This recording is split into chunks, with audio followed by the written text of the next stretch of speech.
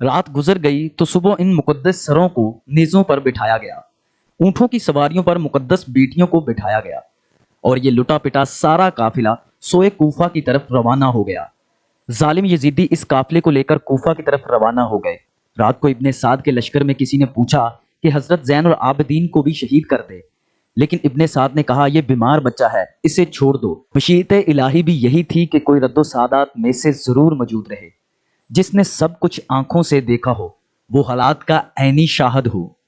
دوسرے روز لشکر یزید نے اپنی تمام لاشوں کو جمع کیا اور انہیں دفن کر کے روانگی کا اعلان کر دیا، مگر اہل بیت کی لاشوں کو دفن کرنے کی ضرورت بھی محسوس نہ کی۔ بغیر کفن اور دفن کیے خاندان نبوت کے افراد اور ان کے ساتھیوں کی لاشیں کربلا میں ہی چھوڑ دیں۔ فرات کے کنارے ایک قبیلہ بنو سعد آباد تھا۔ جب انہیں پتا چلا کہ یزیدی لوگ اہل بیت طہار کی لاشوں کو کھلے آسمان تلے چھوڑ کر چلے گئے ہیں تو وہ فوراً وہاں پہنچے اور شہداء کے مبارک جسموں کو کفن دے کر دفنا دیا۔ یزیدیوں کا قافلہ اہل بیت کرام کے ہمراہ کوفہ میں داخل ہوا اور شہید کے تمام سر ان کے پاس تھے۔ وہ سب ابن زیاد کے سامنے پیش کر دیے گئے۔ سید شہداء حضرت امام حسین کا مبارک سر خولی کے پاس تھا۔ وہ کسی وجہ سے بروقت دربار نہ پہنچ سکا اور سر مبارک کو اپنے گھر لے گیا۔ خولی اپنی بیوی سے کہنے لگا، آج تیرے لیے دنیا جہاں کی دولت لے کر آیا ہوں۔ مطلب یہ تھا کہ جب یہ سر مبارک ابن زیاد کے دربار میں پیش کروں گا تو بہت سے انعام ملیں گے۔ سنگ دل کھول لمبی تان کر سو گیا، مگر اس کی بیوی سر مبارک کے سامنے بیٹھ گئی اور ساری رات رو رو کر گزار دی۔ خولی کی بیوی نے دیکھا کہ آسمان سے زمین تک نور نور پھیلا ہے اور سر مبارک کے گرد عجیب سی شکل کے نورانی پیکر طواف کر رہے ہیں۔ کچھ نہیں کہا جا سکتا کہ وہ مخلوق کون تھی۔ وہ ساری رات یہ نظارہ دیکھتی رہی۔ صبح ہوتے ہی بدبخت خولی اٹھا اور امام پاک کا مبارک سر ابن زیاد کے پاس لے گیا۔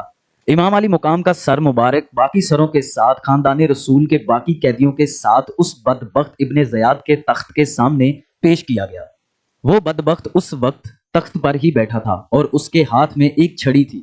اس نے چھڑی کے ساتھ حضرت امام حسین کے دندان مبارک پر ایک ضرب ماری اور نازیبا گفتگو کی۔ حضور صلی اللہ علیہ وآلہ وسلم کے ایک کمزور نظر والے صحابی جو وہاں موجود تھے، وہ بہت بوڑھے تھے، ان کا نام زید بن ارکم تھا۔ ابن زیاد کی چھڑی جب حضرت سیدنا امام حسین کے لبوں پر دیکھی تو چیخ اٹھے اور کہا، کچھ تو حیا کر، خدا کی قسم میں نے اپنی آنکھوں سے رسول اللہ صلی اللہ علیہ وآلہ وسلم کے لبوں کو ان لبوں کو چومتے ہوئے دیکھا ہے۔ ابن زیاد کہنے لگے، اے زید، اگر تم بوڑھے نہ ہوتے تو تمہاری گردن بھی میں ابھی اتار دیتا۔ ابن زیاد نے اس سب کے بعد یزید کی خوشنودی کے لیے حضرت امام حسین کا سر انور اور دیگر سروں کو جلوس کے ساتھ اور خاندانوں رسول کے پاک بیٹیوں کے ساتھ یزید کی طرف دمشق روانہ کر دیا۔ جب یہ قافلہ دمشق کی طرف روانہ ہوا تو راستے میں ایک گرجے کے قریب پڑاؤ کیا۔ وہاں انہوں نے جلی حروج کے ایک پہاڑی پر سرخ رنگ کے ساتھ یہ شعر لکھا ہوا دیکھا، جس قوم نے حسین کو قتل کر دیا، کیا وہ قیامت کے دن ان کے نانا جان کی شفاعت کی امید رکھ سکتی ہے؟ اہل قافلہ نے جب یہ شعر پڑھا تو ان کے رونگٹے کھڑے ہو گئے۔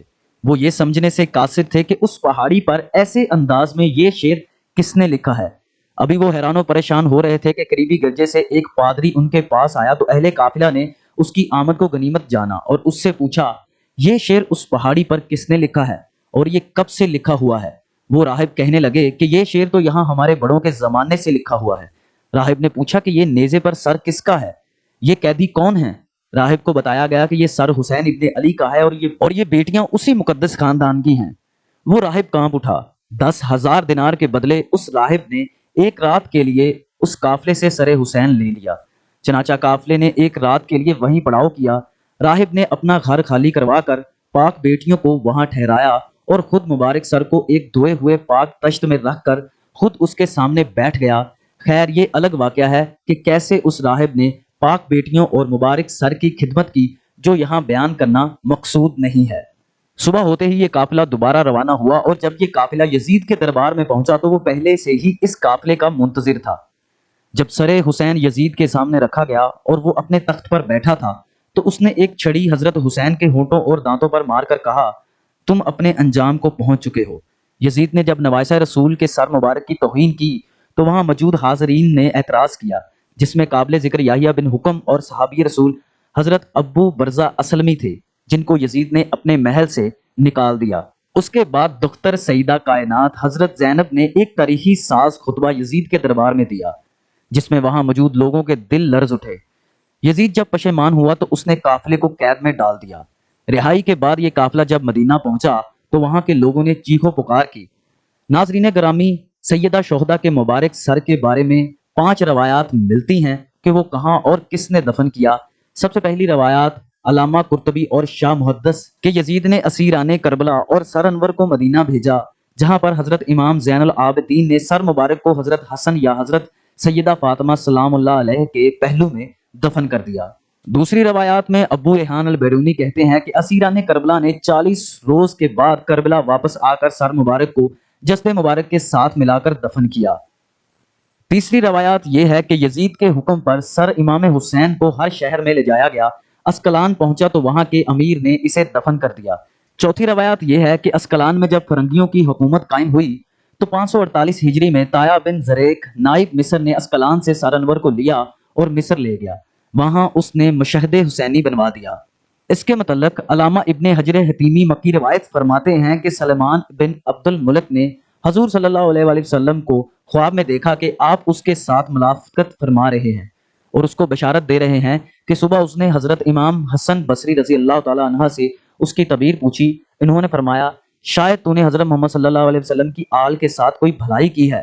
اس نے کہا ہاں، مجھے ایک ہی بات یاد ہے، میں نے نواسہ رسول حضرت حسین کے سر مبارک کو خزانہ یزید میں دیکھا تو میں نے ان کو 5 کپڑوں کا کفن پہنایا اور میں نے اپنے ساتھیوں کے ساتھ ان پر نماز جنازہ پڑھی اور انہیں قبر میں دفن کر دیا۔ سلیمان عبد الملک کے بعد ان کے جان نشین عمر بن عبد العزیز نے سر مبارک کو نکالا اور کربلا جا کر خود جسد مبارک کے ساتھ دفن کر دیا۔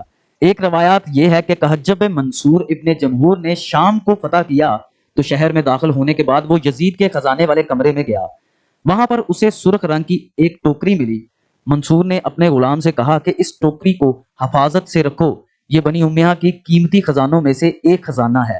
لیکن جب اس کو تھوڑے عرصے کے بعد کھولا تو دیکھا اس میں امام حسین کا نورانی سر ہے جس سے عطر کی خوشبو آ رہی تھی۔ اس نے اپنے غلام کو حکم دیا کہ یہ ایک کپڑا لائے۔ اس نے سر کو اس کپڑے سے ڈھانپ دیا اور پھر کفن کرنے کے بعد اس سر کو دمشق میں باب فرادیس کے پاس دفن کر دیا۔